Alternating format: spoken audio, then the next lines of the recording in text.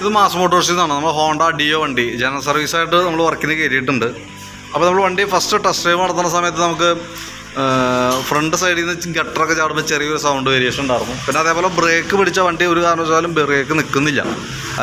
Front ബ്രേക്കുമ്പോൾ മാത്രമാണ് adjust ചെയ്ത് വണ്ടി നിർത്താൻ പറ്റുക. കാരണം ബാക്ക് ബ്രേക്ക് പിടിച്ചാലും ഒരുപാട് നമുക്ക് പിടിക്കേണ്ട ഒരു സിറ്റുവേഷൻ ഉണ്ട്. അപ്പോൾ നമ്മളത് ഡീറ്റെയിൽ ആയിട്ട് അഴിച്ച് ചെക്ക് ചെയ്യുന്നുണ്ട്. അതിൻ്റെ ബാക്ക് ബ്രേക്ക് ലൈനർ നോക്കുമ്പോൾ ഏകദേശം അതിൻ്റെ ഒരു 90% ഉപയോഗിച്ച് കഴിഞ്ഞിട്ടുണ്ട്. അപ്പോൾ നമുക്ക് ബ്രേക്ക് ലൈനർ നമുക്ക് ചേഞ്ച് ചെയ്ത് ഇടണം. അതേപോലെ തന്നെ ബ്രേക്കിൻ്റെ ഈ ക്യാമൊക്കെ അഴിച്ചൊന്ന് ഗ്രീസ് ചെയ്ത് റീസെറ്റ് ചെയ്യാം.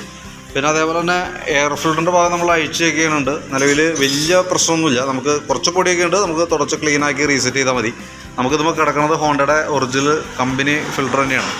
നമ്മൾ ക്ലച്ചിൻ്റെ ഭാഗം നമ്മൾ അഴിച്ച് ക്ലീൻ ചെയ്യുന്നുണ്ട്. ക്ലീൻ ചെയ്യലും അതേപോലെ തന്നെ നമുക്ക് ഗ്രീസിങ് ആവശ്യമായിട്ടുണ്ടെങ്കിൽ അതും നമുക്ക് അതിൻ്റെ കൂട്ടത്തിൽ കൂടെ ചെയ്യേണ്ടതായിട്ടുണ്ട്.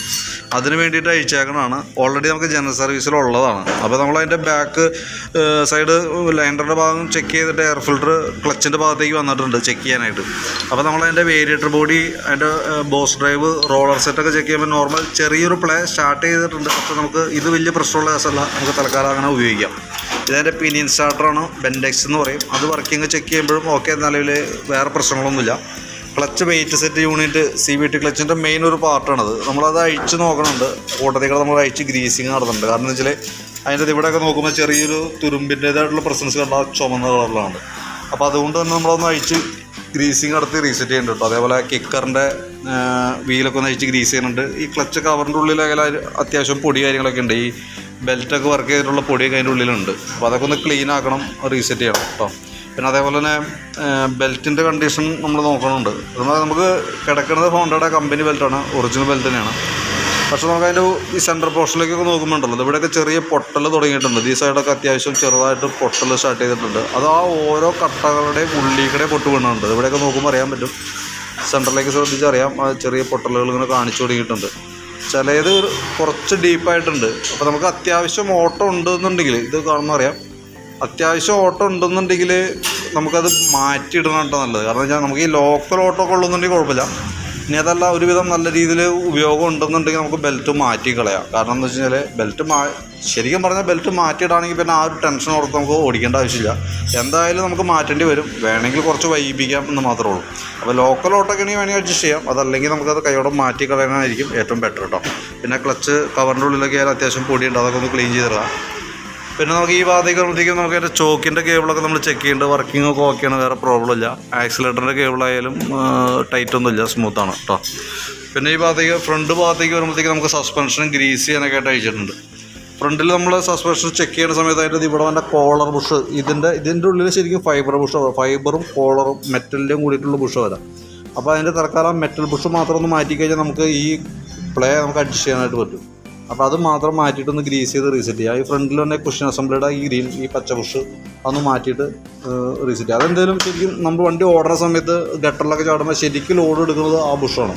അപ്പോൾ അത് പെട്ടെന്ന് ഓവലായി പോകും. അത് നമുക്ക് ഇടയ്ക്ക് ഒന്നരായിട്ടുള്ള സർവീസിലൊക്കെ സാധാരണ മാറ്റിയിട്ട് വരാറുണ്ട്. പിന്നെ അതേപോലെ ഫ്രണ്ടിലത്തെ ബ്രേക്ക് ലൈനറൊക്കെ നമുക്ക് അത്യാവശ്യം ഉപയോഗിക്കാറുണ്ട്. അതൊക്കെ നമുക്ക് ഒന്ന് അഴിച്ച് ഗ്രീസ് ചെയ്തതിന് ശേഷം ലൈനർ നമുക്ക് അത് തന്നെ റീസെറ്റ് ചെയ്യാം.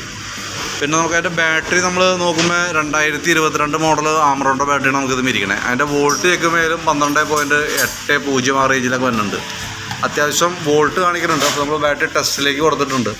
ടെസ്റ്റിലേക്ക് കൊടുത്തേക്കുമ്പോൾ ബാറ്ററി ഓക്കെ ആയിട്ടാണ് കാണിക്കണം കേട്ടോ. അതിൽ വേറെ പ്രോബ്ലം ഒന്നുമില്ല. പിന്നെ വണ്ടിയുടെ റൈറ്റ് സൈഡിലേക്ക് വരുമ്പോഴത്തേക്ക് നമുക്ക് സ്പാർക്ക് പ്ലഗൊക്കെ ഒന്ന് അഴിച്ച് ക്ലീൻ ചെയ്ത് തരുന്നുണ്ട്. കംപ്ലൈൻ്റ് ഒന്നുമില്ല. എയർ ഫിൽറ്ററും പ്ലഗും കൂടിയിട്ട് ഒരുമിച്ച് മാറ്റിയേക്കണം എന്തെങ്കിലും കേട്ടോ. അതേപോലെ ഈ സെക്കൻഡറി ഫിൽറ്റർ യൂണിറ്റ് ഒന്ന് മാറ്റിയിട്ടേക്കാം. അത് ഒരുപാട് അഴുക്കായിട്ടുണ്ട്. നമുക്ക് ഏകദേശം ഒരു 35-40 രൂപ കോസ്റ്റ് വരുള്ളത് കേട്ടോ. ഓയിൽ ലെവൽ നമ്മൾ ചെക്ക് ചെയ്തിട്ടുണ്ട്. അപ്പോൾ നിലവിൽ നല്ല ഓയിലാണ് നമുക്ക് കിടക്കണം കേട്ടോ. ലെവൽ കാര്യങ്ങളൊക്കെ ഉണ്ട്, വലിയ പഴക്കമായിട്ടില്ല. അപ്പോൾ നമുക്ക് മെയിനായിട്ട് സർവീസ് സംബന്ധമായിട്ടുള്ള വർക്കുകളാണ് മെയിനായിട്ട് വരാം. പിന്നെ അതിൻ്റെ കൂട്ടത്തേക്കൂടെ ബാക്കിലത്തെ ബ്രേക്ക് ലൈനർ നമുക്ക് ചേഞ്ച് ചെയ്യേണ്ടതുണ്ട്.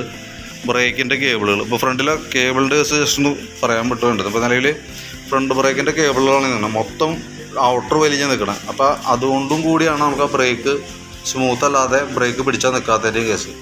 അപ്പോൾ നമുക്ക് മാറ്റേണ്ടി വന്ന ഫ്രണ്ടിലേക്ക് വന്ന ഈ 2 ബ്രേക്ക് കേബിൾ നമുക്ക് ചേഞ്ച് ചെയ്യണം. ശരിക്കും പറഞ്ഞാൽ ഈ കേബിൾ എത്രയും ലെങ്ത്തിലേക്ക് നിൽക്കും. ബ്രേക്ക് പിടിക്കുമ്പോൾ ഇങ്ങോട്ടേക്ക് മൂവ് ചെയ്യാനുള്ളൊരു ഗ്യാപ്പുണ്ട്. ഇത് ശരിക്കും ഔട്ടർ വലിഞ്ഞിട്ട് ആ ഗ്യാപ്പ് മൊത്തം പോയേക്കാണ്. ഇവിടെയൊക്കെ നോക്കുമ്പോൾ ഇവിടെയൊക്കെ പൊട്ട് വീണിരിക്കുന്നത് കേട്ടോ. അതേപോലെ തന്നെയാണ് ഈ ബാക്കിലത്തെ ബ്രേക്കിൻ്റെ കേബിളും. ഇതെവിടെയൊക്കെ ഔട്ടർ പൊട്ടിയേക്കാണ്. അതിൻ്റെ ഉള്ളിൽ കൂടെ വെള്ളം ഇറങ്ങിയിട്ട് തുരുമ്പ് കാര്യങ്ങളൊക്കെ വരുന്നുണ്ട്. അപ്പോൾ ഇത് ഈ പറഞ്ഞ ഭാഗങ്ങളൊക്കെ ഉൾപ്പെടുത്തിയിട്ട് ബ്രേക്കിൻ്റെ കേബിൾ, എഞ്ചിൻ ഓയിൽ, അതേപോലെ തന്നെ ബെൽറ്റിൻ്റെയും കൂടി നോക്കിയിട്ടൊന്ന് പറയാം. അപ്പോൾ എന്തെങ്കിലും വീഡിയോ ഉണ്ടെങ്കിൽ ഒന്ന് റിപ്ലൈ ഇടാം. അത് എങ്ങനെ ചെയ്യേണ്ടതെന്നുള്ള ദിവസം നോക്കിയിട്ടൊന്ന് പറയുകയാണെങ്കിൽ അതനുസരിച്ചിട്ട് നമുക്ക് വർക്ക് കംപ്ലീറ്റ് ചെയ്യാം. വണ്ടി ഇപ്പോൾ ചെയ്തുകൊണ്ടിരിക്കുകയാണ്. അപ്പോൾ പരമാവധി നേരത്തെ കണ്ടെങ്കിൽ ഒന്ന് റിപ്ലൈ ചെയ്യാനോട് മറക്കരുത് കേട്ടോ.